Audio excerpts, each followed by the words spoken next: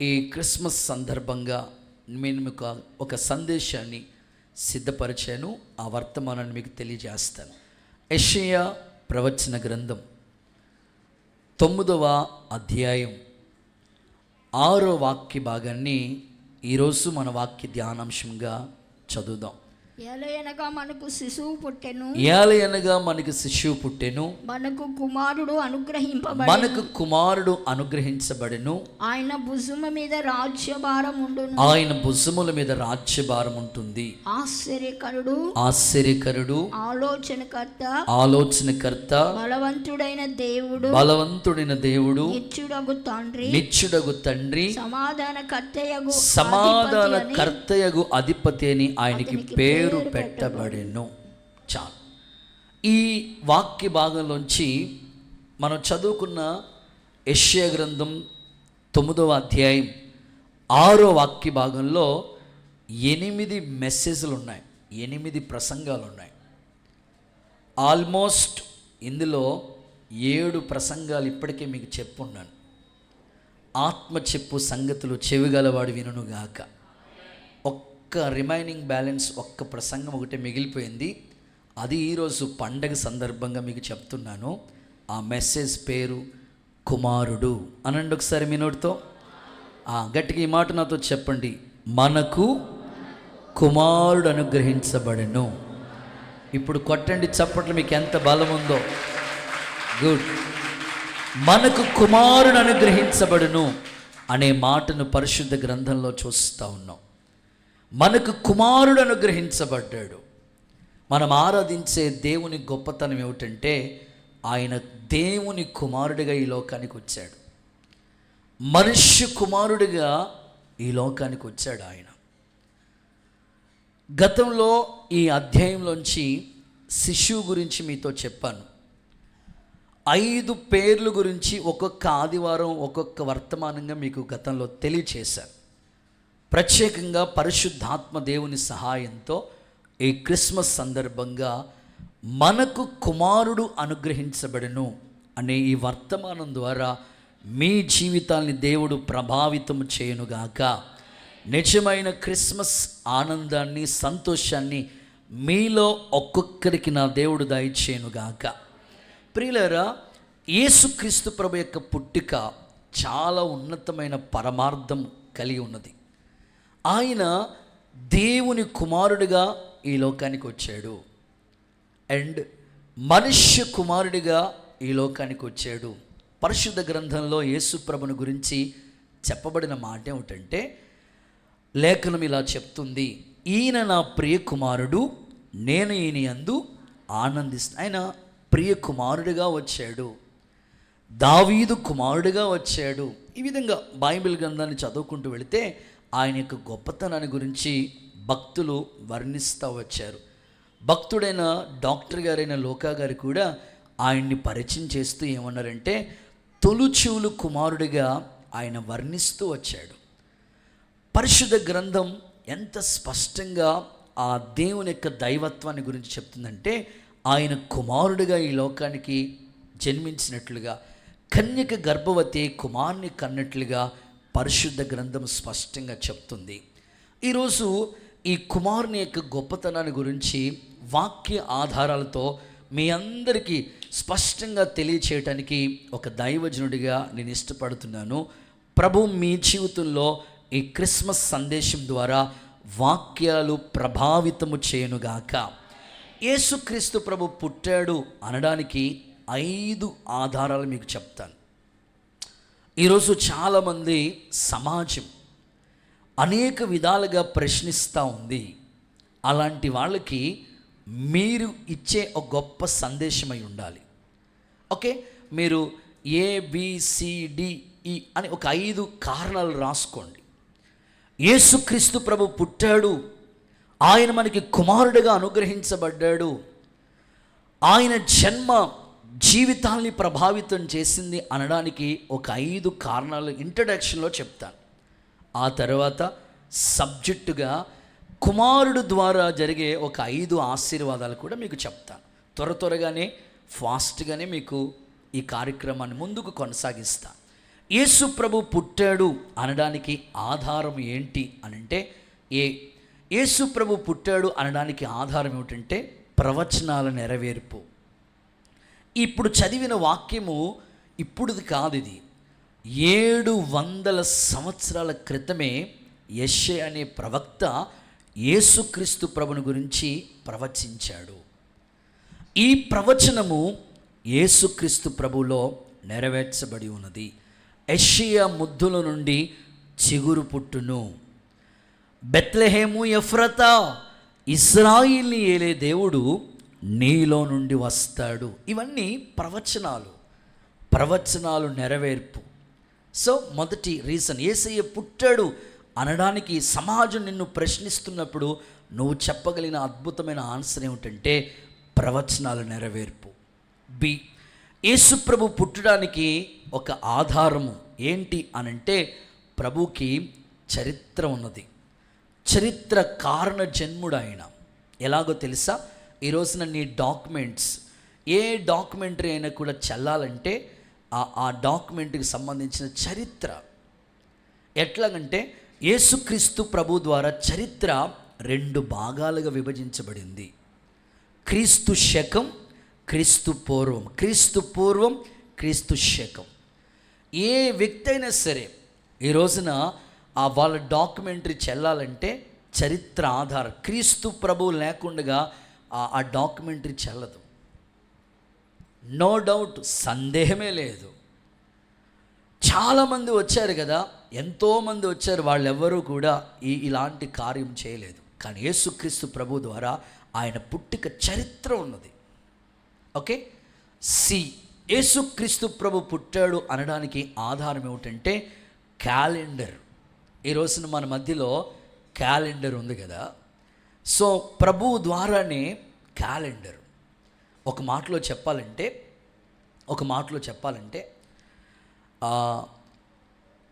ఒక సందర్భం, Alexander the great వంటి చేత్తో రాజ్యాన్ని ఏలిన చక్రవర్తి అలెగ్జాండర్ క్యాలెండర్ని తయారు చేసేటప్పుడు ఎవరిని ఆధారంగా చేసుకుని క్యాలెండర్ చేద్దామని కొంతమంది పెద్దలు ఆలోచిస్తూ ఉంటుంటే అలెగ్జాండర్ పేరు గుర్తొచ్చింది కానీ ఆయన వంటి చేత్తో రాజ్యాన్ని ఏలాడు కానీ ఆయన అర్హుడు కాదు. తర్వాత రోమ్ చక్రవర్తిగా ఉన్న జూలియస్ సీజర్, ఆయన ద్వారా కూడా ప్రయత్నం చేద్దాం అనుకున్నారు కానీ సెట్ అవ్వలేదు. కానీ యేసుక్రీస్తు ప్రభు ఒక్కడే ఆ కారణ జన్ముడని గుర్తించి ఆయన ద్వారానే క్యాలెండర్ అనేది ఈ రోజున మనం డేట్ ఆఫ్ బర్త్ వేసుకుంటున్నామంటే, నువ్వు పుట్టిన తేదీ వేసుకుంటున్నావంటే దానికి కారకుడు యేసయ్య. పలానా సంవత్సరం ఈ రోజున నువ్వు నోట్ చేసుకుంటున్నావంటే, చాలామంది హైందవ సహోదరులు కావచ్చు, క్రైస్తవ వేతరులు కావచ్చు, క్రిస్మస్ మాకు సంబంధం లేదండి, యేసు ప్రభు మాకు దేవుడు కాదండి అనడానికి అవకాశమే లేదు. ఎందుకంటే నీ పుట్టిన తేదీ వేసుకుంటున్నావంటే దానికి కారకుడు యేసయ్య. Happy Christmas. పక్కలతో హ్యాపీ క్రిస్మస్. కాబట్టి యేసు ప్రభుకి చరిత్ర ఉన్నది, ప్రవచనాలు నెరవేర్పు, క్యాలెండర్. సో 3వ కారణాలు అయిపోయింది. 4వ కారణం ఏంటో తెలుసా? యేసు ప్రభు పుట్టాడు అనడానికి ఇంచుమించు ఈ పండుగ ఒక్కచాటు కాదు, ప్రపంచ దేశాలు ఎన్నున్నాయో ఇంచుమించు 200 దేశాలు పైనే, అన్ని దేశాల్లో కూడా ఈ పండుగ జరుగుతూ ఉన్నది. చప్పట్లు కొడుతూ ఒకసారి యేసయ్యకి మహిమ చెల్లిద్దాం. ఎంత గొప్ప పండుగ ఒకసారి మీరు ఆలోచించండి. కొన్ని పండుగలు కొన్ని ప్రాంతాలకే పరిమితం అయిపోతూ ఉంటాయి. ఆంధ్రలో జరిగే పండుగలు తెలంగాణలో జరగవు, తెలంగాణలో జరిగే పండుగలు ఆంధ్రలో జరగవు. కానీ ప్రపంచమంతా ఈరోజు క్రిస్మస్ జరిగిస్తున్నారంటే ఇవన్నీ కూడా ఎవిడెన్స్, ఆధారాలు. సో లాస్ట్ది మీరు గూగుల్లో కూడా సెర్చ్ చేయొచ్చు. ఏంటంటే ఎక్కువగా ఎక్కువగా ప్రజలు చదివే పుస్తకం ఏదైనా ఉంది అంటే అది బైబిలే. గట్టిగా చప్పట్లు కొడుతూ ఒకసారి యేసయ్య. హౌ మనీ రీడ్ ఇన్, ఎలాగ మీరు ఇంగ్లీష్లో టైప్ చేస్తారు? ఎక్కువగా ఎక్కువగా చదవబడే పుస్తకం ఏదైనా ఉందంటే అది బైబిలే. కాబట్టి యేసు ప్రభు ఈ లోకానికి రావడానికి, ఆయన జన్మించడానికి ఇన్ని ఆధారాలు ఉన్నాయి. సో అందుకే ఆయన మనకి కుమారుడిగా అనుగ్రహించబడ్డాడు. ఆయన భుజాల మీద ఒక రాజ్యభారం ఉన్నది. ఆయన ఆశ్చర్యకరుడు, చెప్పండి, ఆలోచనకర్త, బలవంతుడైన దేవుడు, నిత్యుడగు తండ్రి, సమాధానానికి అధిపతి. నిజంగా ఈ క్రిస్మస్ శుభవేళ అలాంటి సంతోషాన్ని మీరు కూడా పొందుకోవాలి. క్రిస్మస్ అంటేనే ప్రభుని ఆరాధించకుండా నీవు ఉండలేవు. అలాంటి దీవెనకరంగా ఆయన కుమారుడిగా కన్య గర్భమున ఆయన జన్మించాడు. ఆయన జన్మలో కూడా పరిశుద్ధత కనబడుతూ ఉంది. సమాజం ఈ రోజున క్రీస్తు ప్రభుని గుర్తిస్తుందంటే ఎన్నో ఆధారాలు. యేసు ప్రభు పుట్టినందుకు నిజంగా మన జీవితం ధన్యమైపోయింది. ఈ రోజున యెహోవా తమకు దేవుడిగా కలిగిన జనులు ధన్యులు అన్నట్లుగా ఈ గొప్ప ధన్యత దేవుడు మనకిచ్చినందుకు నిజంగా మనం దేవుణ్ణి ఆరాధించి స్తుతించబద్ధులమై ఉన్నాం. సండే స్కూల్ ఒక సండే స్కూల్ పాపని క్రిస్మస్ తాత అడిగాడంట, హ్యాపీ క్రిస్మస్. మీరు ఇక్కడే ఉండాలి. Happy Christmas. చేతులెత్తి హ్యాపీ క్రిస్మస్. సండే స్కూల్ పాపని క్రిస్మస్ తాత అడిగాడంట, ఏంటి ఈ క్రిస్మస్ స్పెషల్ ఏంటి, ఈరోజు క్రిస్మస్ సందర్భంగా స్పెషల్ ఏంటి అని క్రిస్మస్ తాత అక్కడక్కడ క్రిస్మస్ జరుగుతున్నప్పుడు అవన్నీ ప్రజలకి ఒక ఆనందాన్ని కలుగు చేయడానికి ఏర్పాటు చేస్తూ ఉంటారు కదా. క్రిస్మస్ తాత అడిగాడంట, ఈ సంవత్సరం క్రిస్మస్ ఎలా జరుపుకుంటున్నారు మీరు? వెంటనే ఆ పాప, పిల్లలు వినాలి, మీ కొరకే చెప్తున్నా, ఆ పాప ఆ క్రిస్మస్ తాత చెప్పిందంట, ఏముంది ఈ సంవత్సరం, అదొక పాట రూపంలో చెప్పిందంట ఆ పాప. ఏముంది ఈ సంవత్సరం క్రిస్మస్కి మా మమ్మీ చీరకి మ్యాచింగ్ దొరకలేదని ఆరాధనకే వెళ్ళలేదు. ప్రస్తుత కాలంలో క్రిస్మస్ పండుగ చాలామందిని చూడండి, అందరూ అలా ఉంటారని కాదు, క్రిస్మస్కి మ్యాచింగ్ లేదని ఆరాధన మిస్ అయ్యే వాళ్ళు ఎంతమంది ఉంటారో. చెప్పులు మ్యాచింగ్, క్లిప్పులు మ్యాచింగ్, అమ్మో ఇంక నేను చెప్పక్కర్లేదు, అంత మ్యాచింగ్. గుడ్, మ్యాచింగ్ ఉండకూడదని కాదు, ఆరాధనకి నీకు చోటు ఇవ్వాలి కదా. క్రీస్తు లేని క్రిస్మస్, అది క్రిస్మస్ ఎట్లా అవుతుంది? ప్రభు పుట్టాడంటే ఇది ఎంత గొప్ప ధన్యకరమైన వార్త. మ్యాచింగ్ లేదని ఆరాధన మిస్ అయితే అది ఆరాధనే కాదు. సరే, మీ నాన్న సంగతి ఏంటి అని అడిగాడంటే క్రిస్మస్ తాత పాపని. వెంటనే మా నాన్న గురించి చెప్తాను, మా అన్నయ్య గురించి చెప్తాను ముందు, అప్పుడు మా నాన్న గురించి చెప్తాను అన్నదంటే ఆ పాప. సరే చెప్పు, మీ అన్నయ్య సంగతి ఏంటి? మా అన్న వాడ క్రిస్మస్ పండగకి బట్టలు కొనుక్కుందామని షాపింగ్కి వెళ్ళాడు, తీసుకొచ్చాడు. షాపింగ్కి వెళ్ళి ప్యాంటు షర్ట్ కొనుక్కున్నాడు, వేసుకుందామని ట్రై చేస్తే అది కొంచెం పొడవుగా ఉందంట. పొడవుగా ఉందని క్రిస్మస్ ఆరాధనకి రాలేదు. పొడవుగా ఉంటే ఏం చేయాలి? మడతెట్టుకుని వచ్చేయచ్చు కదా. ఇప్పుడు ఇంత పొడవుగా నీ ప్యాంటు పొడవుగా ఉందని ఎవరైనా అంటారా? ఇప్పుడు షాపింగ్ మాల్ ఎట్లా ఉందంటే, షాపింగ్ చేయడానికి మాకు అంత సమయం కుదరట్లేదు, కానీ చాలామంది చెప్తుంటారు ఆ షాప్ దగ్గరికి వెళితే అదేదో ప్యాంట్ ఉందంట, దానికి 6 చిల్లులు ఉన్నాయంట, 6 రంధ్రాలు ఉన్నాయంట. ఆ ప్యాంట్ కాస్ట్ ఎంతో తెలుసు? 6,000 అంట. అంటే ఎన్ని రంధ్రాలు ఉంటే? ఓహో, మీ దగ్గర ఏదైనా పాడైపోయిన ప్యాంట్ ఏదైనా ఉంటే ఇచ్చేసేయండి, షాప్లో సేల్ అయిపోతుంది. వాడికి ప్యాంటు పొడవైందని ఆరాధన మిస్ అయిపోయింది. ఏం క్రిస్మస్ చూడండి. సరే, మరి మీ నాన్న సంగతి, మా నాన్న సంగతి చెప్తాను. క్రిస్మస్ తాత అడుగుతున్నాడంటే ఆ పాపని, మా నాన్న సంగతి చెప్తాను. మా నాన్న ఈ సంగతి ఏంటో తెలుసా? మాంసం తెచ్చాడు కానీ మా అమ్మ వండలేదని ఆఖరి ప్రార్థన ఆశీర్వాదానికి వస్తానన్నాడు. అంటే ఆశీర్వాద ప్రార్థన ఎంత బలమైందో మరి చూడండి. ఈరోజు చాలామంది క్రిస్మస్ జరిగించుకుంటున్నారు కానీ కుమారుడు లేకుండా క్రిస్మస్ చేస్తూ ఉన్నారు. మనకు కుమారుడు అనుగ్రహించబడ్డాడు, నీ కొరకే ఆయన వచ్చాడు. క్రీస్తు ప్రభు లేకుండా క్రిస్మస్ లేదు. నిజమైన క్రిస్మస్ క్రీస్తు ప్రభు ద్వారానే. ఇలాంటి ఆనందం, ఇలాంటి సంతోషం దేవుడు నీకు అనుగ్రహించునుగాక. గుడ్. ఇప్పుడు నా ప్రశ్న, మనకి కుమారుడు అనుగ్రహించబడ్డాడు. ఈ కుమారుడు ద్వారా మనకి ఎలాంటి మేలులు జరిగినాయో, లేదా కుమారుడు ఎలాంటి కార్యాలు చేస్తాడో. ఈరోజు చాలామంది తల్లిదండ్రులు ఇక్కడ ఉన్నారు. అఫ్ కోర్స్ మీకు పిల్లలు ఉంటారు కదా, పాప బాబు. కొంతమందికి 2 బాబులు ఉంటారు, కొంతమందికి 2 పాపలు ఉంటారు. వారు అనుకోవచ్చు, మాకు కుమారుడు లేడు కదా, 2 ఆడపిల్లలే కదా అనుకోవచ్చు. నో. సో ఈ భౌతిక సంబంధమైన మీ పిల్లల గురించి చెప్పట్లేదు. యేసుక్రీస్తు ప్రభు కన్య మరియ గర్భమున కుమారుడిగా జన్మించాడు. ఆయన ఏలయనగా మనకి శిశువు పుట్టాడు, మనకు కుమారుడు అనుగ్రహించబడ్డాడు. ఈ కుమారుడు ద్వారా ఆ కుమారుడు మన జీవితాల్లో ఏం చేస్తాడో ఒక 5 సంగతులు నేను మీకు చెప్పాలని సిద్ధపడి ఉన్నాను. సమయాన్ని బట్టి అవసరమైన కొన్ని మాటలైనా మీకు 3 లేదా 4 అయినా చెప్తాను. చదవండి. మొదటి మాట, కుమారుడు మన జీవితాల్లో ఏం చేస్తాడు అని అంటే చదవండి. నెంబర్ 1, పరిశుద్ధ గ్రంథమైన బైబిల్ నుండి మత్తయి సువర్తమానం 1వ అధ్యాయం 21వ వాక్య భాగాన్ని ఒక్కసారి మనం చదవగా విందాం. ఆమె ఒక కుమారుని కనెను, తన ప్రజలను వారి పాపముల నుండి ఆయనే రక్షించును గనుక ఆయనకి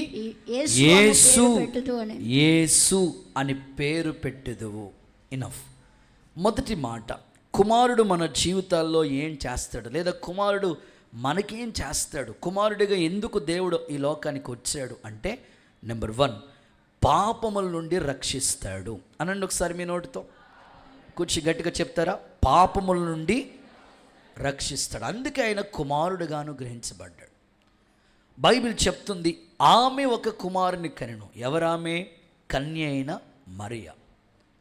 గాబ్రియేలు దూత వచ్చి చెప్పింది, దయాప్రాప్తురాల మరియా, నీకు శుభం, ప్రభు నీకు తోడై ఉన్నాడు, నీవు సర్వోన్నతిని శక్తి నిన్ను కమ్ముకుంటుంది, నీవు దేవుని శక్తి ద్వారా ఇదిగో నీ జీవితం ధన్యురాలు, అన్ని తరాలకు నేను ధన్యురాలిగా మారేటట్లుగా నీ గర్భమున ఒక కుమారుడు జన్మిస్తాడు.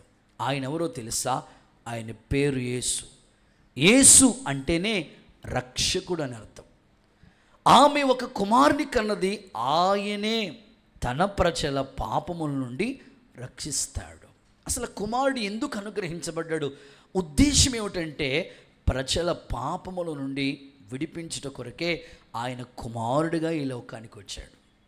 Happy Christmas, merry Christmas.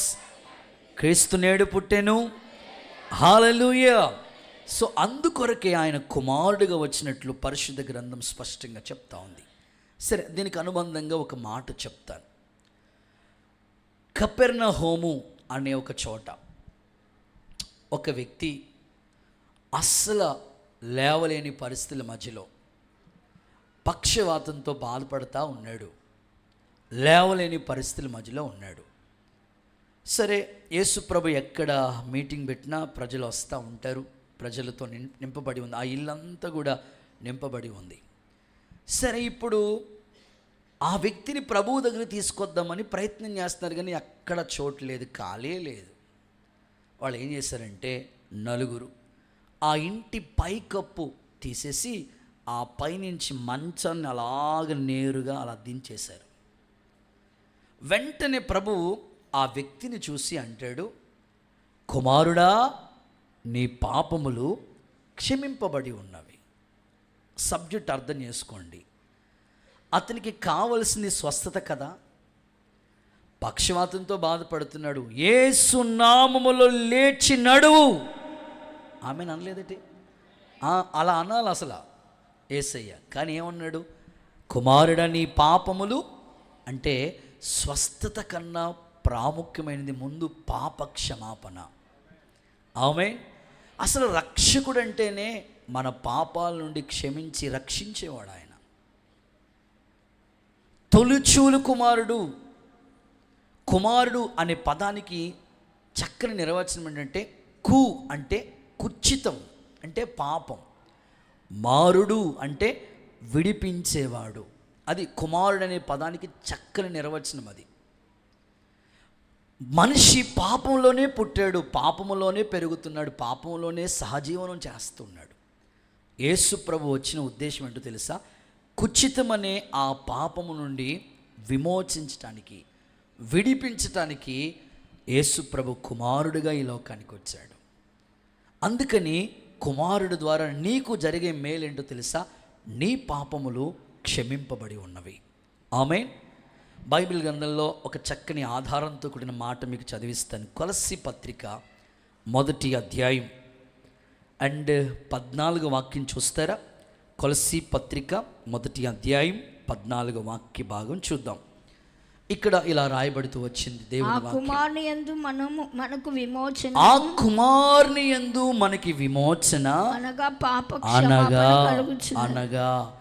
పాప క్షమాపణ కలుగుతున్నది. అంటే కుమారుడు లేకుండగా పాపాలు క్షమించబడవు. కుమారుడు లేకుండగా పాప క్షమాపణ లేదు. అందుకే యేసు ప్రభు కన్య మరియ గర్భమున కుమారుడిగా జన్మించాడు. ఈరోజు ఈ వాక్యం మీకు అర్థమైతే నిజంగా మీ జీవితాలు ధన్యత.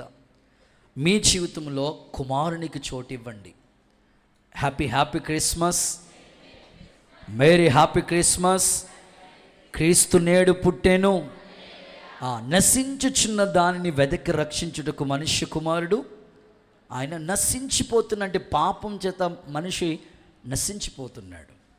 అందుకే ఆయన మనుష్య కుమారుడిగా వచ్చాడు. మీకు బాగా అర్థమవటం కోసం ఈ చిన్న మాట చెప్తా. మొన్న ఒక పెద్ద ఆయన తెలియజేస్తూ ఆయన ఇలా చెప్తూ ఒక చక్కని ఎగ్జాంపుల్ ఆయన జ్ఞాపకం చేస్తూ వచ్చాడు. చాలామంది యేసు ప్రభు మనుష్యుడిగా ఎందుకు పుట్టాలండి, మనుష్యుడిగా ఎందుకు పుట్టాలి అనే దానికి ఒక చక్కని ఎగ్జాంపుల్ వాళ్ళకి సమాజానికి ఆయన తెలియజేస్తూ వచ్చాడు. ఏంటంటే ఇలాంటి ఒక పిల్లోడిని వాళ్ళ మమ్మీ చెప్పిందంట, అరే బాబు నువ్వు కిరాణా షాప్ దగ్గరికి వెళ్ళి టీ పొడి ఒకటి తీసుకురా పో అని వాళ్ళ అమ్మగారు ఆ పిల్లోడిని పంపించిందంట. ఆ పిల్లోడు వెళ్ళాడంట. వెళ్ళి అరగంట అయిపోయింది, 45 మినిట్స్ అయిపోయింది, 1 అవర్ అయిపోయింది, కానీ ఆ పిల్లోడు మాత్రం టీ పొడి పెట్టుకుని రావట్లేదు, టీ పొడి తీసుకుని రావట్లే. మరి 3 రోజెస్సో ఏంటో మనకు తెలియదు. వాడు 1 అవర్ అయిపోయినా రావట్లా. రాకపోతే వాళ్ళ అమ్మగారు పనిగట్టుకుని వాడికి ఎదురుగుండా వెళితే మార్గ మధ్యలో వాడు ఆగిపోయి ఉన్నాడంట. ఒక చోట సీరియస్గా చూస్తూ ఉన్నాడంట. ఒరే నీకేం చెప్పాను రా, జనాలు వచ్చారు టీ పెట్టాలి, టీ పొడి తీసుకురమ్మంటే 1 అవర్ అయింది ఇంకా రావట్లేదండి, ఏం చేస్తున్నావు ఇక్కడ అంటే వాడన్నాడట, మరి ఇక్కడ 8 సేమలు చచ్చిపోయినాయి, టైర్ చక్రం ఎక్కేసి చీమల్లారా ఇక్కడికి రావద్దు అని చెప్తున్నాను. ఎవరు రావద్దు అని చెప్తున్నాను నేను. వాళ్ళ అమ్మ అన్నదంట, నువ్వు సంవత్సరం ఇక్కడ కూర్చున్నా అవి రాకుండా ఉండవురా, నీ మాటలు అవికి ఏం అర్థమవ్వదు. చీమ అక్కడి నుంచి వెళ్ళిపోవాలంటే సేమ్ చెప్తేనే హ్యాపీ క్రిస్మస్. కనెక్ట్ అయ్యారా? Happy Christmas. చీమ చెప్తేనే, ఆ లాంగ్వేజ్లో చెప్తేనే చీమ భాష చీమకు అర్థమవుతుంది. మనిషి పాపంలోంచి విడిపించడం కొరకు మనిషి కుమారుడిగా వస్తేనే మనిషి పాపం నుంచి విముక్తి కలుగుతుందని సాక్షాత్ ప్రభు వచ్చాడు. చప్పట్లు కొడుతూ యేసయ్యకి మహిమ చెల్లిద్దామా? అది నిజమైన క్రిస్మస్. మనుష్యుడిగా ఆయన కుమారుడిగా మనుష్య కుమారుడిగా ఎందుకు వచ్చాడంటే నువ్వు పాపంలో పుట్టావు. జన్మ పాపం, కర్మ, ఈ రెండిటి నుంచి విముక్తి పొందడం కోసమే ఎందరో ఎన్నెన్నో చేస్తున్నారు. కొందరు యజ్ఞాలు అంటున్నారు, కొందరు జపతపాలు అంటున్నారు, ఎన్నెన్నో చేస్తూ ఉన్నారు. ఎన్ని చేసిన పాపం పోవడానికి అవకాశం లేదు, కానీ కుమారుని ద్వారానే నీ పాపాలు విమోచించబడతాయి. కుమారుని ద్వారానే నీ పాప క్షమాపణ కలుగుతుంది. ఈరోజు ఇక్కడ కూర్చున్న చాలామంది దేవుని పిల్లలు ఒకప్పుడు వాళ్ళు లోకంలో ఉంటే యేసయ్య దగ్గరికి వచ్చి వారి పాపాలు క్షమించబడి క్రీస్తు ప్రభుని సొంత రక్షకుడిగా అంగీకరించారు. తండ్రి అయిన దేవుడు చేసిన త్యాగం ఎంత గొప్పదో తెలుసా? తన సొంత కుమారుణ్ణే మన కొరకు పంపించాడు. ఎంత గొప్ప భాగ్యం, ఎంత గొప్ప నిజమైన క్రిస్మస్ ఆనందం. ఈరోజు కుమారుడు లేకపోతే అసలు క్రిస్మస్సే లేదు. Happy happy Christmas, merry happy Christmas. క్రీస్తు నేడు పుట్టెను. చూడండి, లేఖనాల్లో ఒక వాక్యాన్ని కూడా మీకు చదివిస్తాను. యోహాను సువార్త 4వ అధ్యాయం 42వ వాక్యాన్ని ఒకసారి చదవండి. John chapter 4. మా మట్టుకు మేము విని ఈయన నిజంగా లోక రక్షకుడిని తెలుసుకుని నమ్ముచున్నాం. సమరయ పట్టణస్థులు ఏమంటున్నా తెలుసా? మా మట్టుకు మేము విన్నాం. విన్న తర్వాత ఎలాంటి డిసిషన్కి వచ్చామో తెలుసా? ఈయన నిజంగానే లోకరక్షకుడు, అంతే. నిజంగానే లోకరక్షకుడు అని గ్రామ ప్రజలు ఒప్పుకుని ప్రభుని సొంత రక్షకుడిగా, అందుకే ఆయన రక్షించడానికే, పాపంలో పొల్లాడుతున్న మనిషిని రక్షించడానికే రక్షకుడిగా వచ్చాడు. ఈ విషయం నీకు అర్థమైతే కుమారుడు లేకుండా క్రిస్మస్ నువ్వు చేసుకోలేవు. క్రీస్తు ప్రభుని నువ్వు నిజంగా నీ హృదయంలోనికి ఆహ్వానిస్తావు. యేసు ప్రభు పుట్టి ఇంచుమించు 2024 సంవత్సరాలు అవుతుంది. ఇప్పటికీ కూడా చాలామంది హృదయంలో చోటు లేక, ఆ రోజు సత్రంలో చోటు లేనట్లు ఈరోజు కూడా ప్రభుకి చాలామంది చోటు ఇవ్వక ఇంకా లోకంలో తిరుగులాడుతున్న వారు ఎందరో మన కన్నుల ఎదుట కనబడుతున్నారు. ఈరోజు ఈ క్రిస్మస్ ఆనందం నువ్వు పొందుకోవటం కొరకే కుమారుడిగా ఆయన అనుగ్రహించబడ్డాడు. ఆ కుమారుని ద్వారా నీ జీవితంలో ఖచ్చితంగా పాపాలన్నిటి నుంచి రక్షించి క్షమిస్తాడు. రక్షకుడిగా ఆయన పుట్టాడు. ఇలాంటి క్రిస్మస్ సంతోషాన్ని యేసయ్య మీ అందరికీ అనుగ్రహించునుగాక. Happy happy Christmas. గుడ్. చాలా సందర్భాలలో కొంతమంది నాస్తికులు ఉంటారు. మీరందరూ క్రైస్తవ బిడలే, కొంతమంది అన్యులు కూడా వచ్చారు. కొంతమంది నాస్తికులు ఉంటారు. అంటే ఏ దేవుణ్ణి నమ్మరు వాళ్ళు. అస్సలు వాళ్ళ కాన్సెప్ట్ ఏంటో తెలుసా? పిల్లలు వినాలి. దేవుడే లేడు అంటారు. అస్సలు దేవుడే లేడండి అంటారు వాడు. ఇలాగే ఒక చోట జరిగిన వాస్తవ సత్యాన్ని చెప్తాను. ఒక ఆయన పద్దాక వాదిస్తూ ఉన్నాడు. మీరు కూడా అనేక చోట్లకి వెళ్తూ ఉంటారు, ఆఫీస్ నిమిత్తమై లేకపోతే చదువు నిమిత్తమై. వెళ్ళేటప్పుడు మీకు చాలామంది ఎదురు పడుతూ ఉంటారు. ప్రశ్నల వర్షం కురిపిస్తూ ఉంటారు వాళ్ళు. ఈ వ్యక్తిని కూడా ఆ వ్యక్తి ప్రశ్నిస్తూ ఉన్నాడు. ఇదిగో దేవుడే లేడండి. ప్రజలంతా అపనమ్మకం వాళ్ళది. ప్రజలంతా గుడ్డోళ్ళండి. అస్సలు దేవుడు లేడు, దేవుడు ఉన్నాడనే ఒక భ్రమలో ఉన్నారు. అస్సలు దేవుడు లేడు, నేను అసలు దేవుడినే నమ్మనని ఒక పెద్ద ఆయన వాదిస్తూ ఉన్నాడంట. ఒక వ్యక్తి దేవుని నమ్ముకుని ఎలాగైనా సరే ఈ వ్యక్తికి దేవుని గొప్పతనాన్ని తెలియచేయాలి. దేవుడు లేడని ఈ వ్యక్తి ఇంత దారుణంగా మాట్లాడుతున్నాడు కదా, దేవుని గొప్పతనాన్ని నేను నిజంగా వాళ్ళకి అర్థమయ్యేటట్లుగా చెప్పాలని ఆలోచించి ఒక నిర్ణయానికి వచ్చాడు. ఏమండి, దేవుడు లేడు అంటున్నారు కదా, నేను దేవుడు ఉన్నాడని నిరూపిస్తాను. మీకు నాతో పాటు వస్తారా? వస్తానండి, ఖచ్చితంగా వస్తాను. సైంటిస్టులు ఏదైనా చేయాలంటే, శాస్త్రవేత్తలు ఏదైనా కనిపెట్టాలంటే వాళ్ళు చూడాలి, ఆ వస్తువుని చూడాలి, ముట్టుకోవాలి, అప్పుడు కానీ నమ్మరు వాళ్ళు. అలాగే ఈ నాస్తికుడు నేను చూస్తే కానీ దేవుడు ఉన్నాడు అన్నారు కదా, దేవుడు లేడని నేను అంటున్నాను, దేవుడు నేను చూస్తే కానీ నేను నమ్మను. ఈ వ్యక్తి అంటాడు, నేను చూపిస్తాను దేవుణ్ణి, దేవుడు నేను తీసుకెళ్తాను, నీకెందుకు నీకు చూపిస్తాను, రా నాతో పాటు అని ఒక అడవికి, ఒక ఎవ్వరు లేని ఒక అడవి ప్రాంతానికి తీసుకుని వెళ్ళి నడుచుకుంటా పోతూ ఉంటుంటే అదొక అడవి కింద ఉంది. వెళ్ళాడు. వెళ్ళిన తర్వాత అక్కడ అటువైపు చూడు అన్నాడు. అటువైపు చూస్తే వెండి, బంగారం, వజ్రాలు, వైడూర్యం అన్నీ ఓ పక్కన కుప్పలుగా వేసేసి ఉన్నాయి. అటువైపు చూసాడు. ఎవరైనా ఉన్నారేమో మీ ఎదురుగుండా ఒక హ్యాండ్ బ్యాగ్ దొరికిందానికి ఎట్లా ఉంటుంది మీ ఫీలింగ్? వెండి, బంగారం అన్నీ అక్కడ కనపడ్డాయి. ఎవరైనా ఉన్నారేమో, ఎవరు లేరు. ఈయన ఇద్దరు తప్ప ఇంకెవరు లేరు. ఏంటి ఇవి చూపించి దేవుడు అంటాడు. చూసావా అన్న. చూసా. కావాలా అన్నాడు.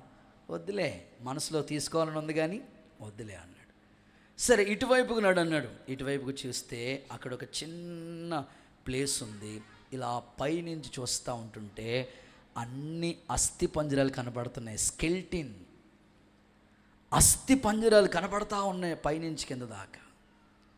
చూసావా అన్నాడు. చూసాను. ఇక్కడ తీసుకొచ్చావేంటి అన్నాడు. చూసావా అన్నాడు. చూశాను. నేను ఎవరినో తెలుసా? నరమాంస భక్షకుణ్ణి. Happy Christmas. ఓకే, మీరు బాగానే ఉన్నారు. నేను ఎవరినో తెలుసా? నరమాంస భక్షకుణ్ణి. ఈ అడవిలో చాలామందిని తినేసి ఇదిగో అస్థి పంజరాలు వేలాడదీస్తూ ఉన్నాను. అప్పుడు ఆయన అంటున్నాడు, ఇప్పుడు ప్రాణం మీదకి వస్తేనే కదా దేవుడు గుర్తొస్తాడు. ప్రాణం వరకు వచ్చింది, ఇప్పుడు నన్ను తినేసి ఎముకలు వేలాడదీస్తాడేమో అనుకున్నాడుకి. ఉన్నాడండి దేవుడు అన్నాడు ఆయన. ఉన్నాడండి బాబు దేవుడు అన్నాడు. ఇదిగో ఒకప్పుడు నేను ఇలా ఉండేవాడిని. ఈ రోజున సమాజం మారుతుందంటే దానికి కారణం దేవుని ప్రభావం సమాజం మీద ఉన్నది. చప్పట్లు కొడుతూ ఒకసారి యేసయ్యకి మహిమ చెల్లిద్దాం. ఇప్పుడు కరెంటు నీకు కనబడదు, కానీ దాని వెలుతురు చెప్పండి అనుభవిస్తాను. దేవుడు మహిమలో ఉండేవాడు. ఆయన మహామహిమతో నిండినవాడు. ఆయన ఎవరు చూడలేరు, కానీ ఆయన ప్రసన్నత మనం అనుభవిస్తాం. కరెంటుని మనం చూడలేం, ముట్టుకోలేం, కానీ కరెంటుని అనుభవిస్తాం. దాని వెలుతురుని మనం అనుభవిస్తాం. ఈరోజు ప్రపంచం మారుతుందనంటే ప్రజలు తమ పాప స్థితి నుంచి విడుదల పొంది ప్రభు వైపుకు త్రిప్పబడుతున్నారంటే ఆయన కార్యాలు అంత గొప్పవి. కాబట్టి నిజమైన క్రిస్మస్ కుమారుడి ద్వారా. క్రీస్తు ప్రభు లేకుండా క్రిస్మస్సే లేదు. కాబట్టి ఆయన కుమారుడిగా ఎందుకు వచ్చాడు అనంటే మొదటి కారణం మీకు చెప్తా ఉన్నాను, పాపముల నుండి రక్షించుట కొరకే. అందుకొరకే ప్రభు కుమారుడిగా ఈ లోకానికి వచ్చాడు. ఇలాంటి ఆనందం నీవు పొందుకోవాలి. నీ పాపముల నుంచి విమోచించబడితేనే తన అతిక్రమాలు విడిచిపెట్టిన వాడే, తన పాపములకు ప్రాయశ్చిత్తం చెందినవాడే ధన్యుడిగా మారుతాడని వాక్యం చెప్తుంది. అలాంటి దీవెన యేసునాథుడు మీ అందరికి అనుగ్రహించునుగాక. బైబిల్లో దీనికి సంబంధించిన ఒక వాక్యం చదివిస్తాను చూడండి. రోమపత్రిక 8వ అధ్యాయం 32వ వాక్యం చూడండి ఒకసారి. రోమీలకు రాసిన పత్రిక 8:32. తన సొంత కుమారుని అనుగ్రహించుట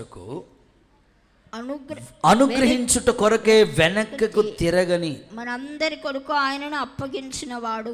ఆయనతో పాటు సమస్తం మనకి ఎందుకు అనుగ్రహించాడు? వాక్యం ఏమంటుందంటే తన సొంత కుమారుణ్ణే మనకి ఇవ్వటానికి. వెనక్కి తేలేదంట తండ్రి అయిన దేవుడు. ఆయనతో పాటు నీకు ఎందుకు ఇవ్వడు? అయితే ఒకటి, నీ పాపం అడ్డుగా ఉంది. రక్షింప లేకుండానట్లు నా చేతులు కొరచ కాలేదు, విననేరకుండానట్లు నా చెవులు, కానీ నీకు నాకు ఒక అడ్డుగోడ ఉన్నది. ఆ అడ్డుగోడ తీసేస్తే కుమారుడితో పాటు నీకు అన్నీ అనుగ్రహించబడతాయి. Happy Christmas. మీకు అర్థమయ్యేటట్లుగా సింపుల్గా చెప్తాను. ఈరోజు చాలామంది ఇక్కడ అన్యజనులు కూర్చున్నారు కాబట్టి వాళ్ళకి ఒక సువార్తగా ఈ మాట చెప్తాను. ఒక తల్లి తన పిల్లోడి యొక్క ఫస్ట్ బర్త్డే, మొదటి పుట్టినరోజు వేడుక అద్భుతంగా చేసుకోవాలని ఎన్నో కలగన్నది ఆ తల్లి. ప్రయత్నించింది. కలలు నెరవేరినట్లుగానే ఆ 1 year బర్త్డే కోసం ఒక పెద్ద హోటల్ ఒకటి సిద్ధపరిచింది. వాళ్ళ బంధువులకి, స్నేహితులకి, అందరికీ ఆ హోటల్లో గ్రాండ్ పార్టీ ఇద్దామని అన్నీ రెడీ చేసింది ఆ హోటల్లో. సరే, ఆ హోటల్ ఆ హాల్ తీసుకున్నారు, భోజనాలు క్యాటరింగ్ ఇచ్చారు, ఏర్పాట్లు అంతా అద్భుతంగా జరుగుతూ వచ్చాయి. బర్త్డేకి ఇలాగే బెలూన్ డెకరేషన్ చేశారు, ఆ స్టేజీ కట్టారు. బర్త్డేకి సంబంధించినవన్నీ మొదటి బర్త్డేకి ఉంటుంది కదా, 1 అని అంకు ఉంటుంది కదా, అన్ని ఏర్పాట్లు చేశారు. ఆ పిల్లోడు ఎంటర్ అవుతుంటుంటే కొన్ని నన్ను ఫస్ట్ బర్త్డేలకి ఆహ్వానిస్తూ ఉంటారు. వాకింగ్ చెప్పడానికి వెళుతూ ఉంటుంటే మేమందరూ వచ్చి కూర్చుంటాం, కానీ ఆ బర్త్డే బాయ్ ఇంకా రాడు. ఏది నాన్న ఇంకా వస్తున్నాడండి అంటారు. ఇప్పుడు ఎంట్రీ అంటారు, ఆ పొగలు వచ్చేస్తూ ఉంటాయి అక్కడి నుంచి. ఎంత అద్భుతంగా అక్కడ కారులో వస్తాడనమాట మనోడు స్టేజ్ మీదకి. దాన్ని ఏమంటారు, పొగలు, అంతే, ఇంకంతే. స్మోక్, ఇంగ్లీష్ కదా మీరు, స్మోక్ వస్తూ ఉంటుంది అన్నమాట ఆ పిల్లడు వస్తుంటే. అంత హడావుడి. వీళ్ళు స్టేజ్ మీద లైటింగ్, డిస్కో అన్నీ చేశారు. కేక్ కటింగ్ స్టార్ట్ అవుతుంది. ఇంకా పిల్లోడేడి లేడు, ఇంకా రాలేదు. ఆ బర్త్డే మీటింగ్ పెట్టిన, ఆ సెలబ్రేషన్ జరిగిస్తున్న వాళ్ళ అమ్మగారిని వచ్చిన వాళ్ళు అందరూ, మేము వాడికి ఏదో చిన్న గిఫ్ట్ ఇచ్చేసి వెళ్ళిపోతాం, ఏడండి అంటే, వాళ్ళ శాతాన్ని తీసుకురాలేదంటే అంటుందంట ఆవిడ. లక్షలు పెట్టి పార్టీ చేస్తుంది, కానీ అక్కడ ఎవరు లేరు, కుమారులేడు. ఈరోజు చాలామంది క్రిస్మస్లు ఎన్నో జరిగిస్తున్నారు, అక్కడ క్రీస్తుకు చోటు లేదు. ఈరోజు నువ్వు కూడా ఎంతో ఆస్తి ఇక్కడికి వచ్చావు, మీ ఫ్రెండ్ రమ్మంటే, బంధువులు రమ్మంటే వచ్చావు, సంతోషం. మరి క్రీస్తు ప్రభు కుమారుడిగా వచ్చిన ఆయనకి నువ్వు చోటు ఇవ్వవా? నీ పాపాలు క్షమించబడవా? అలాగే ఎంతకాలం ఉంటావు? నీకు రక్షణ తెచ్చాడు ఆయన, నీ పాపాలు విమోచించబడాలి. కుమారుని ద్వారానే ఈ కార్యం జరుగుతుంది. Happy Christmas. గుడ్. రెండో మాటలకు వస్తుంది, సెకండ్ వన్. కుమారుని ద్వారా నీకు ఎలాంటి కార్యాలు జరుగుతాయి? మనకి కుమారుడు అనుగ్రహించబడ్డాడు కదా, ఆ కుమారుడు నీ జీవితంలో చేసే కార్యాలు, 1, పాపముల నుండి రక్షిస్తాడు. నెంబర్ 2, యోహాను మొదటి పత్రిక 3వ అధ్యాయం 8వ వాక్యం చూడండి ఒకసారి. యోహాను మొదటి పత్రిక 3వ అధ్యాయం 8వ వచనం. అది మొదటి నుండి పాపం చేయుచున్నాడు కనుక, ఓకే, పాపము చేయువాడు అపవాది సంబంధి, అపవాది యొక్క క్రియలను లయపరచుటకు దేవుని కుమారుడు ప్రత్యక్షమాయెను. రెండో మాట, కుమారుడు నీ జీవితంలో చేసే కార్యాలు ఏంటో తెలుసా? అపవాది క్రియలు లయపరుస్తాడు. ఆమేనండి. ఒకసారి మీ పక్కోళ్ళతో చెప్పండి, షేక్ హ్యాండ్ ఇచ్చి. అపవాది క్రియలు, చెప్పట్లేదు అందరూ, అపవాది క్రియలు లయపరుస్తాడు. Happy Christmas, merry happy Christmas. క్రీస్తు నేడు పుట్టెను. గుడ్. ఆయన కుమారుడిగా వచ్చిన ఉద్దేశం ఏంటో తెలుసా? అపవాది క్రియలన్నీ లయపరుస్తూ ఉంటాడు. అందుకే ఆయన మనుష్య కుమారుడిగా వచ్చాడు. అపవాది, వినాలి, మొదటి నుండి కూడా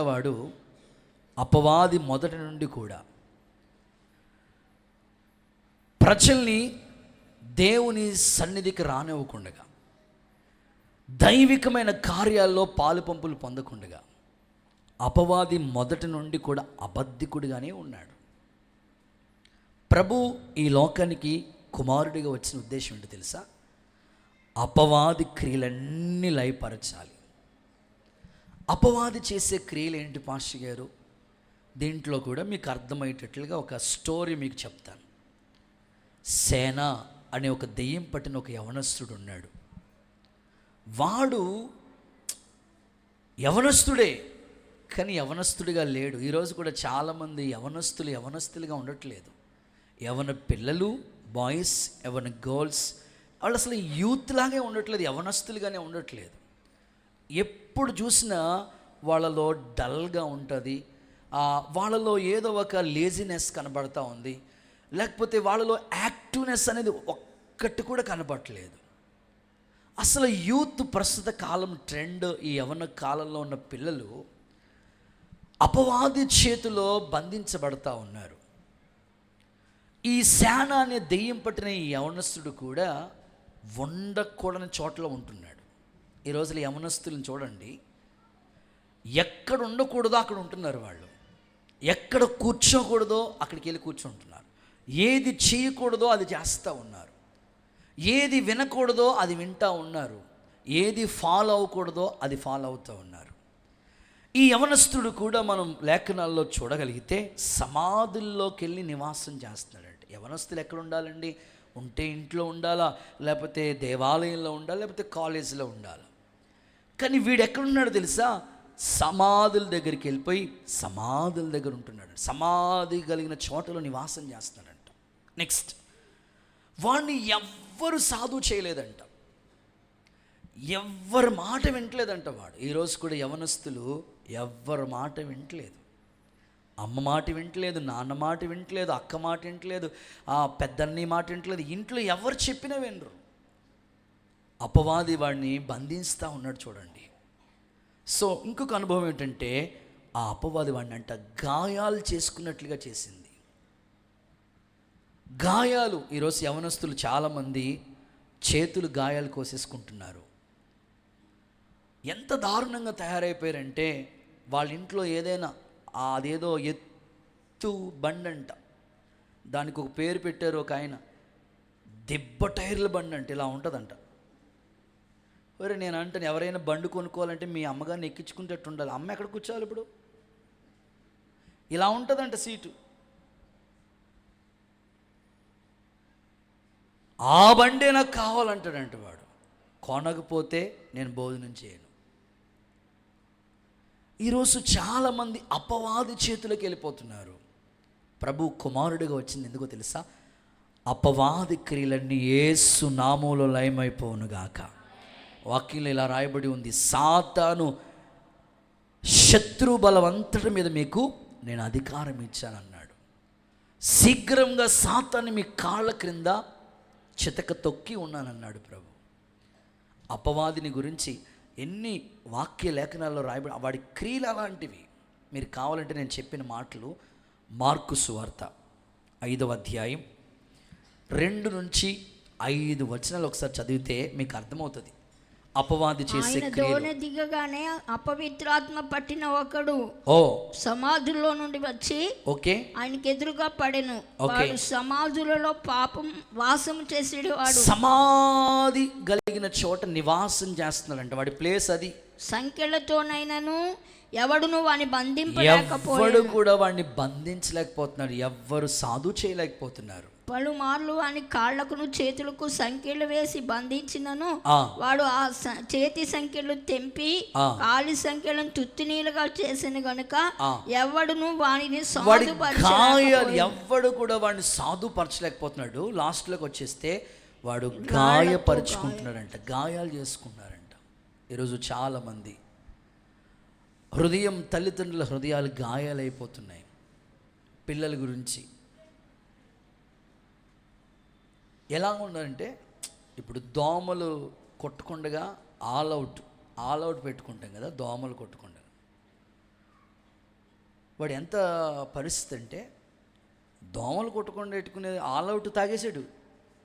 మరి ఆడేదో టానిక్ అనుకున్నాడు, మనకేం తెలియదు. అంటే కావాలని యవనస్తులు, ఇప్పుడు చిన్నపిల్లలు కాదు, యవనస్తులు తీసుకెళ్ళి హాస్పిటల్ అడ్మిట్ చేస్తే లక్షల రూపాయలు ఖర్చు పెట్టాలి.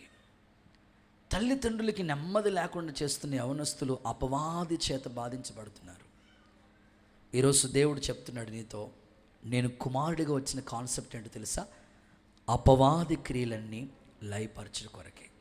ఒక సేవకుడిగా నేను ఆశిస్తున్నాను, మీ కుటుంబాల్లో, మీ వీధిలో, మీ ఏరియాలో, మీ ప్రాంతాల్లో చాలామంది కుటుంబాల్లో అపవాది చోటు చేసుకుంటా ఉంది. యేసు నామములో అపవాది క్రియలన్నీ లయమైపోవునుగాక. యేసు నామములో లయమైపోవునుగాక. అపవాది క్రియలు ఎలా ఉంటాయండి? ఇందులో ABC అని 3 మాటలు చెప్తా. అపవాది చేసే పనులు ఏంటో తెలుసా? దురాలోచన పుట్టిస్తాడు. చదవండి. యోహాను సువార్త 13వ అధ్యాయం 2వ వాక్యం. అపవాది పని అది. దురాలోచన పుట్టిస్తాడు వాడు. దురాలోచన. వారు భోజనం చేయుచుండగా ఆయనను అప్పగింపవలనని సీమోను కుమారుడగు ఇస్కరియోతు యూదా హృదయంలో అపవాది ఇంతకు ముందు ఆలోచన పుట్టించి దురాలోచన యేసు ప్రభుని అప్పగించాలనే ఆలోచన ఎలాంటిది? అది దురాలోచన. చాలు, దురాలోచనలు పుట్టించేవాడే అపవాది. ఈరోజు చాలామంది వ్యక్తులు మంచోళ్ళే, చాలా మంచోళ్ళు, వాళ్ళ ఆలోచనలు మారిపోతున్నాయి. చాలా చోట్ల చూడండి, ఈమె నా తల్లి, ఈమె నా అక్క, ఈమె మా వదినమ్మ, ఈమె మా ఇంటివారు, వీళ్ళ బంధువులు, ఇంత మంచి మనసు కలిగిన వ్యక్తి సడన్గా ఆలోచన మారిపోతుంది, మనస్తత్వాలు మారిపోతున్నాయి. కారణం సాతానుగాడు వాళ్ళ హృదయంలో అపవాది దురాలోచన. ఇప్పుడు యేసు ప్రభుతోనే ఉన్నాడు కదా వాడు. యేసు ప్రభుని అమ్మేలనేది దురాలోచన. మీకు ఇంకా బాగా అర్థం అవడానికి చెప్తాను. కయ్యను హేబెల్ స్టోరీ మీకు తెలుసు కదా. ఇద్దరు ఎవరు? అన్నదమ్ములు. సొంత తమ్ముడిని ఎవడైనా చంపాలనుకుంటాడా? దురాలోచన. అమ్నోను తామారు ఏమవుతుంది? చెల్లితో అసభ్యంగా ప్రవర్తించాలని ఎవడైనా అనుకుంటాడా? దురాలోచన. ఇది అపవాది క్రియ. Happy Christmas. అర్థమైన వాళ్ళందరూ హల్లెలూయా చెప్పండి. నువ్వు మంచివాడివే, వ్యక్తిగతంగా నీ మనస్సు మంచిదే. కొంతమంది చెప్తారు మా ఆయన మనసు వెన్నండి, ఇంకా నయం నెయ్యి అనలేదు. మంచోడే, ఎంతవరకు? మనసు కొంతవరకు మంచోడే, కానీ అపవాది వచ్చి వాళ్ళు క్రియ చేస్తూ ఉంటాడు, అంతే, మనసు పాడైపోతూ ఉంటుంది. ఈ క్రిస్మస్ పండగకి 10 మంది కుర్రోళ్ళు ఒక అరుగు మీద కూర్చుని ఇలా ఆలోచన చేస్తూ ఉన్నారంట. ఒరేయ్ పిల్లలు వినండి, మనం అందరిలా కాదురా, మనం అందరిలా కాదు. అందరు రోజు తాగి దొల్లేస్తూ ఉంటారు, మనం క్రిస్మస్ పండగ సందర్భంగా తాగుదాం. ఏ పండగ? వాళ్ళకి పండగ అంటే ఏంటో చూడండి. ప్రస్తుతం కూడా చాలామంది పండగ అంటే తాగటం అనుకున్నారు. దురాలోచన పుట్టిస్తాడు వాడు. రే మనం అందరిలా కాదు, వాళ్ళు రోజు తాగుతారు, మనం పండగకు ఒకసారి తాగుదాం. కొంతమంది ఎంత విచిత్రమైన మనుషులు ఎదురవుతారంటే, పాస్టర్ గారు పండగ పూట కూడా తాగకూడదండి. ఏంటంట అంటే పండగ అంటే వాళ్ళకి అది దురాలోచన. 10 మంది కలిసి మాస్టర్ ప్లాన్ వేసుకున్నారంట. ఏమని? ఈ పండుగ సందర్భంగా మనం తాగుదాం, జల్సా చేద్దాం, ఆనందిద్దాం అని అనుకున్నారంట. వాడు లోపల అవయవాలు పాడైపోతున్నాయి, డబ్బులన్నీ వేస్ట్ అయిపోతున్నాయి, ఇల్లు గొల్ల అయిపోతుంది, ఏం ఆలోచన లేదు వాళ్ళకి. ఆలోచించి దురాలోచన వైపు, స్నేహితులు ఇచ్చిన ఆలోచన వైపుకి 10 మంది మాస్టర్ ప్లాన్ వేసుకుని ఒక గట్టు మీద కూర్చుని ఆలోచిస్తూ ఉన్నారంట. ఎప్పటి నుంచి స్టార్ట్ చేద్దాంరా? అదే 25వ తారీఖు వస్తుంది కదా, అప్పటి నుంచి. సరే 1వ తారీఖు నుంచి వాళ్ళు ఆలోచించారు. 25వ తారీఖు ఇలా డిసెంబర్ 25 పండగ రోజున ఓ పార్టీ చేసుకుందాం అనుకున్నారు వాళ్ళు. 10 మంది రోజు కలుస్తున్నారు. పొద్దున్నంతా వాళ్ళు పనులకు వెళ్ళిపోయినా లేకపోతే ఏ వర్క్ చేసుకున్నా సాయంకాలం వచ్చినప్పటికీ ఆ అరుగు దగ్గరికి వచ్చేసి కూర్చుని మాట్లాడుకుని డిస్కషన్ చేసుకుని, ఒరే పండగ వచ్చేస్తుంది, ఎంత దాచావు అని ఇలా అనుకుంటున్నారంట వాళ్ళు తాగటం కోసం.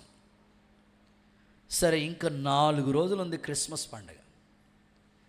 ఇక 4 రోజుల్లో 25వ తారీఖు వచ్చేసి 21వ తారీఖు వచ్చినప్పటికీ ఒకడు 4 రోజులు ముందే స్టార్ట్ చేశాడంట తాగటం. అర్థమవుతుంది? 4 రోజుల ముందే స్టార్ట్ చేశాడంట. అప్పుడు ఈ 9 కూర్చుని, రే మనం మాట్లాడుకున్నాం కదా, అనుకున్నాం కదా, అందరం కలిసి తాగుదాం అనుకున్నాం కదా, నువ్వు 4 రోజుల ముందే స్టార్ట్ చేసావురా అంటే వాడు ఏడ్చేస్తున్నాడంట. ఒరే ఏడవద్దురా చెప్పరా బాబు, ఏం జరిగిందో చెప్పరా బాబు. వాడు అంటున్నాడంట, 4 రోజులు ముందెందుకు స్టార్ట్ చేసాను తెలుసా?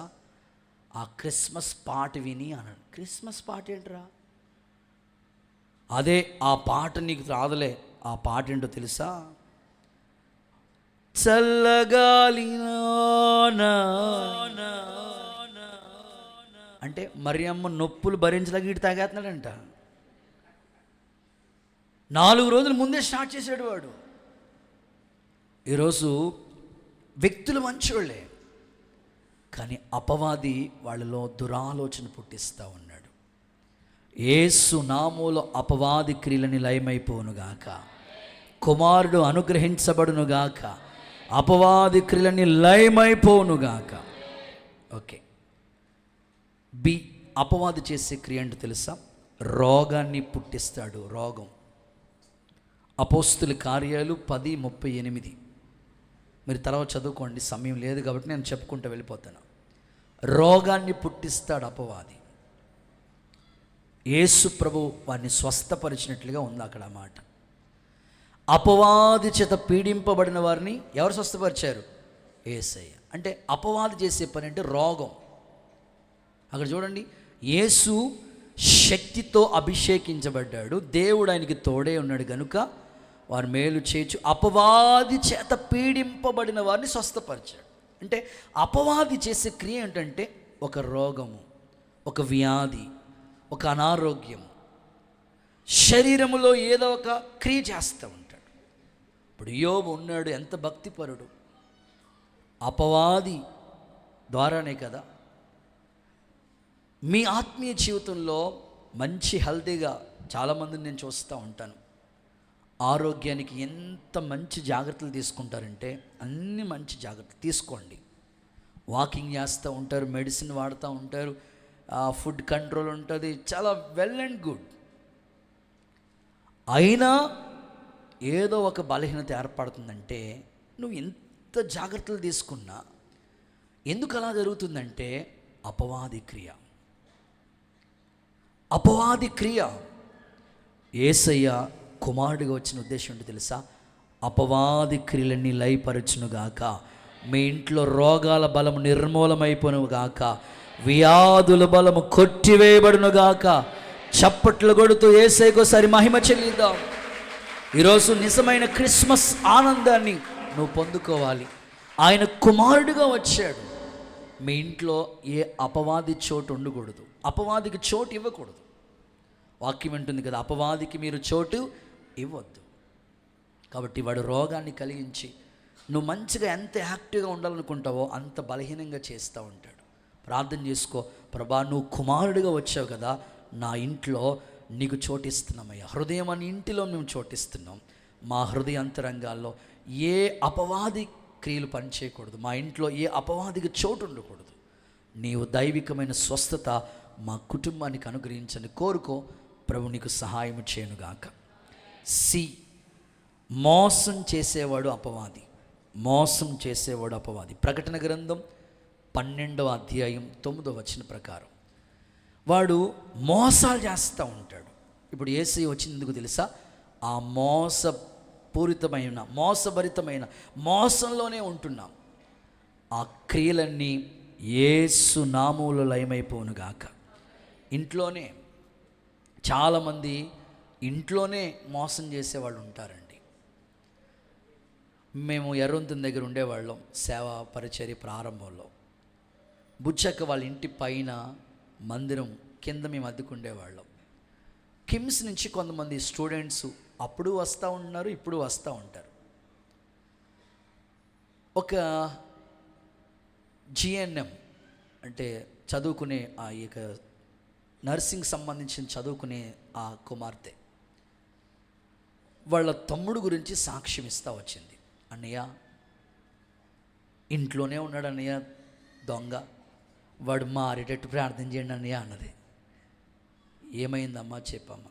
నేను పెద్దగా నాలెడ్జ్ లేదన్నయ్య, నాకు పెద్దగా చదువుకోలేదు, ఏదో చదువుకుంటున్నాను, ప్రతి నెల నాకు జీతం వస్తుంది, డైరెక్ట్గా అకౌంట్లో పడతాయి, వాడిని డబ్బులు తీసుకురమ్మని ఏటీఎం కార్డు ఇచ్చి పంపించాను అన్నయ్య, అంతే. అందులో ఉన్న డబ్బుల్లో నేను తీసుకురమ్మన్నది 5,000, పండగ కదా చీర కొనుక్కుందామని లేకపోతే ఏదో కొనుక్కుందామని చెప్పాను అన్నయ్య. ఇంకా డబ్బులు ఉన్నాయి బ్యాలెన్స్. వాడు నిల్ బ్యాలెన్స్, మినిమం బ్యాలెన్స్ కూడా లేకుండా జీరో చేసేసాడంట. ఇది నున్నగా గుండు చేసినట్టు జీరో బ్యాలెన్స్.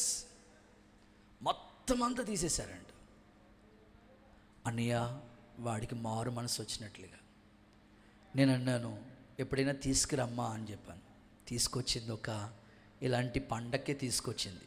అందరూ ప్రార్థన చేయించుకుని వెళ్ళిపోయిన తర్వాత, అన్నయ్య మా తమ్ముడు అన్నయ్య అన్న. తమ్ముడు అంటే నాకు అర్థమైపోయింది, మీ తమ్ముడు అదేనమ్మా ఇంట్లో దొంగ. ఓ గుడ్, రైట్, సరే వాడిని కూర్చోబెట్టి నేను అన్నాను, నాయన నువ్వు మంచోడు, మీ అక్కకి చాలా హెల్ప్ చేస్తావంట కదా, అన్నీ తీసుకొస్తావంట కదా, అన్ని విధాలుగా తోడుంటావంట కదా. అవునన్నయ్య అవునన్నయ్య అవునని తెగ మురిసిపోతున్నాడు.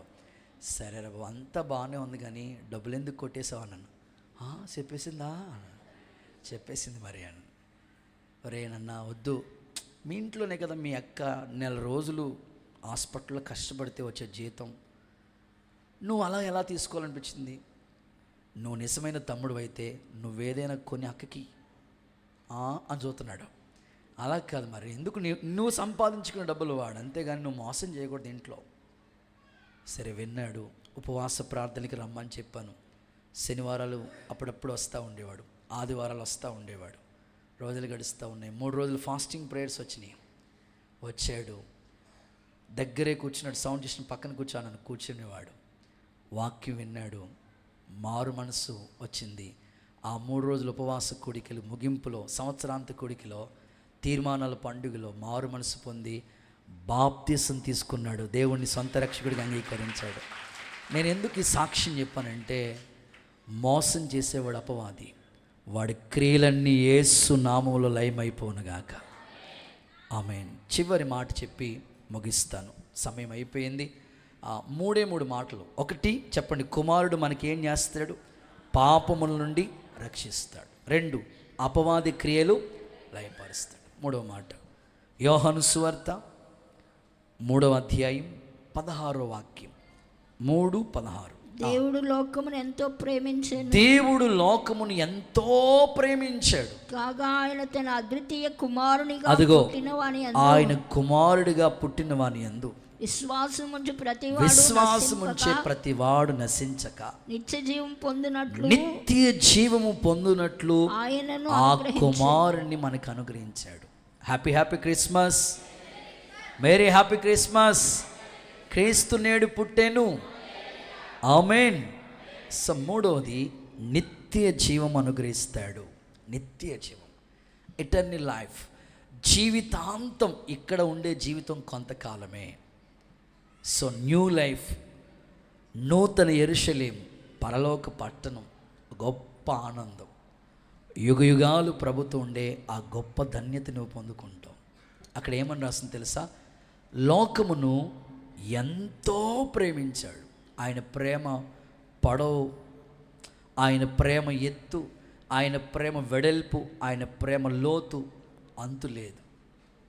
విస్తారం. ఎంతగా ప్రేమించాడంటే ఆయన నీకోసం తన ప్రాణం అర్పించినంతగా ప్రేమించాడు. దేవుడు లోకమును ఎంతో ప్రేమించి చేసిన పని ఏంటో తెలుసా? తన కుమారుని యందు విశ్వాసం ఉంచేవాడు. అంటే యేసయ్య మీద ఎవరైతే విశ్వాసం ఉంటారో వాళ్ళు నశించిపోక నిత్య జీవం పొందేటట్లుగా ఆ కుమారుడు మన కోసం అనుగ్రహించబడ్డాడు. ఈరోజు ఇక్కడ కూర్చున్న మీరు ఈ భూమి మీద జీవితం కాలం గురించి ఆలోచించకండి. ఇక్కడ ఉండడానికి ఒక ఇల్లు కావాలి, ఉండడానికి వసతి కావాలి, సౌకర్యాలు కావాలి, వాహనాలు కావాలి, ఫైనాన్షియల్ సపోర్ట్ కావాలి. ఇవన్నీ నీ కోసం చూసుకుంటాం, నీ పిల్లల కోసం, నీ ఫ్యామిలీ కోసం అన్నీ రెడీ చేసుకుంటాం. గుడ్. మరి నిత్య జీవం పొందుకోవాలంటే ప్రభువునందు విశ్వాసం ఉంటే చాలు. నేనుండే చోట నీవు కూడా ఉంటావని ప్రభు చెప్పాడు. నా తండ్రి ఇంట అనేక నివాస స్థలాలు ఉన్నాయి, నేనుండే చోటు నీకు కూడా అనుగ్రహంగా అనుగ్రహిస్తానని ప్రభు చెప్పాడు. ఈరోజు నిజంగా నువ్వు దేవుని మీద విశ్వాసం ఉంచగలిగితే ఆయన ఉండే చోట్లో నువ్వు కూడా కూర్చోవటానికి, దేవుడుండే ఆ స్థలమందు నీవు కూడా నివసించడానికి ఈ క్రిస్మస్ ద్వారా ఒక గొప్ప సంతోషం, ఒక గొప్ప ఆనందాన్ని నా దేవుడు నీకు అనుగ్రహించాలని ఇష్టపడుతున్నాడు. ఈ మాటలన్నీ కూడా నీ జీవితంలో దేవుడు ఫలభరితంగా మార్చునుగాక. ఒక ధనవంతుడు వచ్చాడు ప్రభు దగ్గరికి. ఏమన్నాడు తెలుసా? నిత్య జీవం పొందుకోవాలంటే నేనేం చేయాలని అడిగాడు. ప్రభు సో అండ్ సో అని చెప్పాడు. విన్నాడు కానీ ఏదీ చేయలేదు. ఈరోజు నువ్వు పండుగ సందర్భంగా హ్యాపీ క్రిస్మస్ అని చెప్పి ఇక్కడికి వచ్చి కుమారుణ్ణి విశ్వసించకపోతే నీకు నిత్య జీవం అనుగ్రహించబడదు. ఈ భూమి మీద ఉండే ఈ జీవిత కాలం గురించే కాకుండా ఆ హెవెన్లీ లైఫ్, పరలోకపు జీవితాన్ని గురించి కూడా నువ్వు ఆలోచించు. ఆయన నీకు ఒక నిత్య జీవం, జీవితాంతం, ఇక మరణమే లేకుండా యుగ యుగాలు ఆయనతో కూడా ఉండటానికి గొప్ప ఆనందాన్ని, నిత్య సంతోషాన్ని నీవు పొందుకోవాలని ఒక దైవజనుడిగా నేను ఇష్టపడుతున్నాను, కోరుకుంటున్నాను. ఈ మాటలు మనందరి వినికిడిలో దేవుడు ఆశీర్వదించునుగాక. నేను ముగిస్తూ ఉన్నాను. మనకి కుమారుడు అనుగ్రహించబడ్డాడు. ఆయన దేవుని ప్రియ కుమారుడు, అద్వితీయ కుమారుడు, మనుష్య కుమారుడు. నిజంగా ఆయన దావీదు కుమారుడుగా. మరి ఆ కుమారుడు నీ జీవితంలో చేసే కార్యాలు ఏంటో తెలుసా? ముచ్చటగా మూడు మాటలు చెప్పాను ఈ పండగ సందర్భంగా. నెంబర్ 1, ఆ కుమారుడు నీ జీవితంలో పాపములన్నీ క్షమిస్తాడు, ఒప్పుకో, విడిచిపెట్టు. నెంబర్ 2, నీ ఇంట్లో అపవాది క్రియలన్నీ లయపరుస్తాడు. నెంబర్ 3, నిత్య జీవాన్ని ఇస్తాడు. ఈ కుమారుడిని నిజంగా నువ్వు స్వీకరించాలి. ఈ కుమారుడిని నువ్వు కలిగి ఉండాలి. అలాంటి క్రిస్మస్ సంతోషాన్ని నువ్వు కలిగి ఉండాలని కోరుకుంటూ ఈ మాటలు దేవుడు మన వెనుకల్లో దీవెనకరంగా మార్చునుగాక. ఆమేన్. అందరూ అలాగే లేచి నిలబడండి. చిన్న ప్రార్థన చేసుకుని ఈ క్రిస్మస్ ఆనందాన్ని, ఈ క్రిస్మస్ వేడుకను మనం ముగించుకోబోతున్నాం. ప్రభు మనకిచ్చిన వర్తమానం అంతటి కొరకే 2 చేతులు చాపి లేచి నిలబడిన మీరందరూ కూడా 2 చేతులు చాపి స్తోత్రం స్తోత్రం స్తోత్రం అని చెప్పండి గట్టిగా. కొంచెం గట్టిగా చెప్పాలా? స్తోత్రం స్తోత్రం స్తోత్రం. ప్రభువా ప్రభువా, ఈరోజు మాకు అర్థమైంది, నువ్వు కుమారుడిగా వచ్చావు, నువ్వు కుమారుడిగా వచ్చావు నాయన. కుమారుడు లేకపోతే మన జీవితం ముగింపు లేదు. ప్రార్థన చేసుకోండి. ప్రభువా, నువ్వు తొలుచూలు కుమారుడిగా పుట్టవయ్యా, మనుష్య కుమారుడిగా వచ్చావయ్యా. దావీదు కుమారుడా దాటి వెళ్ళొద్దు నాయన. సర్వోన్నతుని దేవుని కుమారుడైన ప్రార్థన చేసుకోండి అందరూ. ప్రభువా, కుమారుడు లేని క్రిస్మస్. హల్లెలూయా హల్లెలూయా.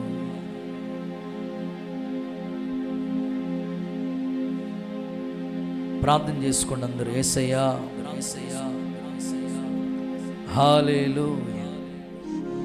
ప్రభు ఇచ్చిన వర్తమానం అంతటి కొరకు 2 చేతులు చాపి స్తోత్రం చెప్తారా ప్రభుకి? హల్లెలూయా హల్లెలూయా హల్లెలూయా హల్లెలూయా హల్లెలూయా.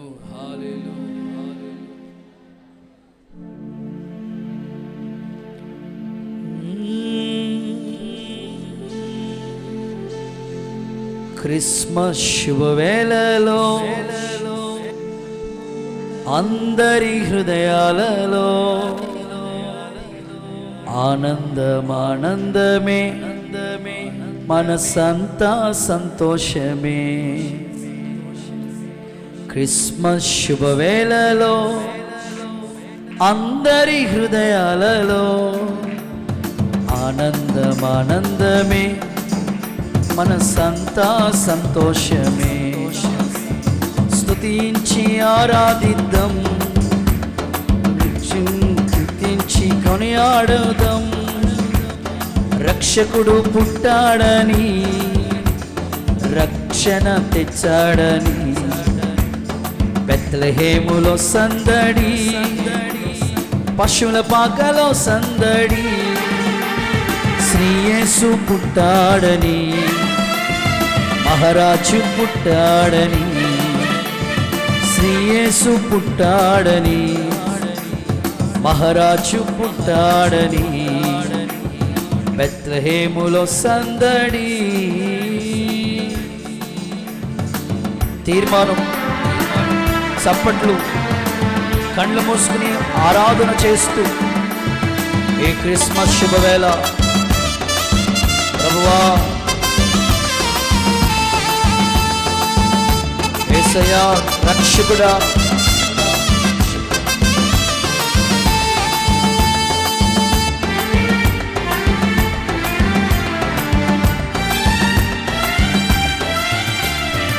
దావీదు పురములో సందడి, రక్షకుని వార్తతో సందడి. దావీదు పురములో సందడి, రక్షకుని వార్తతో సందడి. జ్ఞానుల రాకతో సందడి, లోకమంతా సందడి. ఆమేన్. జ్ఞానుల రాకతో సందడి, లోకమంతా సందడి. బెత్లెహేములో సందడి, షమ్మాలో సందడి. శ్రీ యేసు పుట్టాడని, మహారాజు పుట్టాడని. శ్రీ యేసు పుట్టాడని, మహారాజు పుట్టాడని. శ్రీ యేసు పుట్టాడని, మహారాజు పుట్టాడని.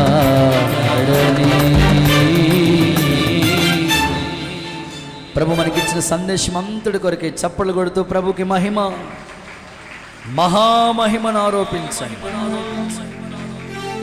ప్రార్థన చేసుకుందాం. ప్రార్థన.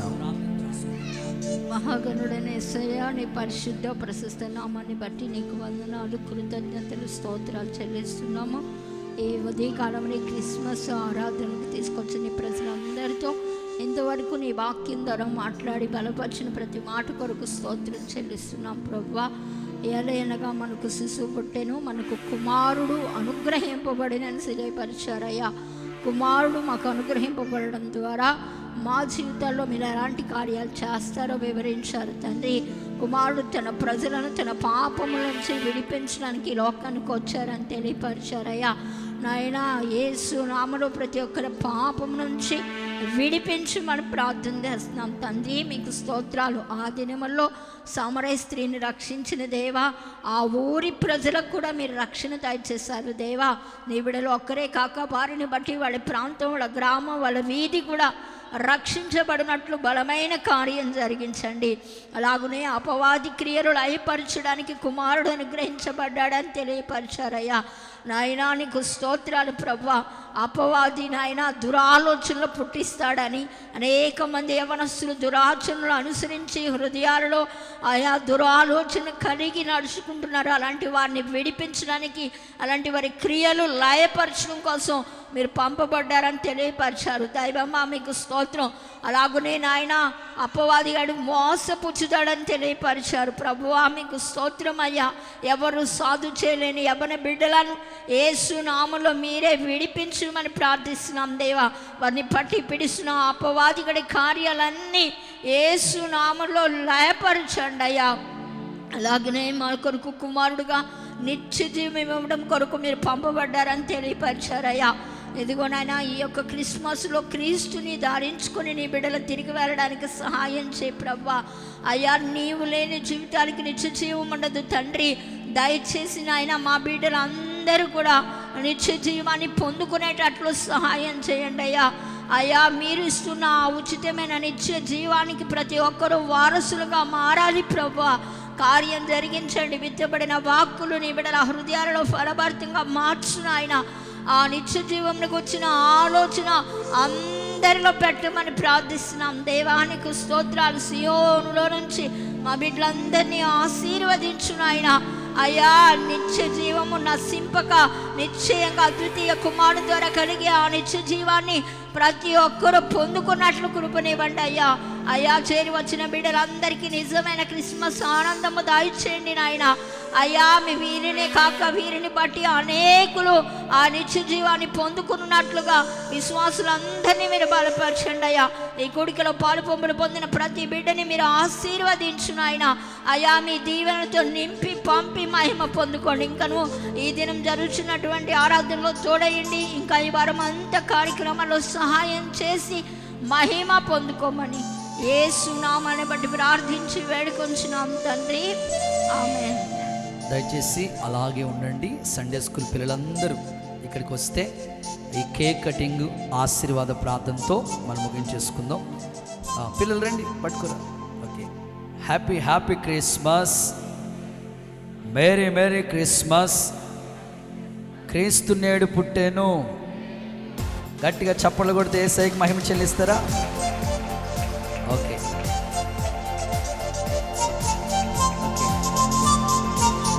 బాగా చిన్న పిల్లోడికి. ఓకే, అలాగే తల్ల వంచండి. ప్రేమ స్వరూపి, ఈ క్రిస్మస్ ఆరాధన అంత అద్భుతంగా జరిగించినందుకు స్తోత్రం.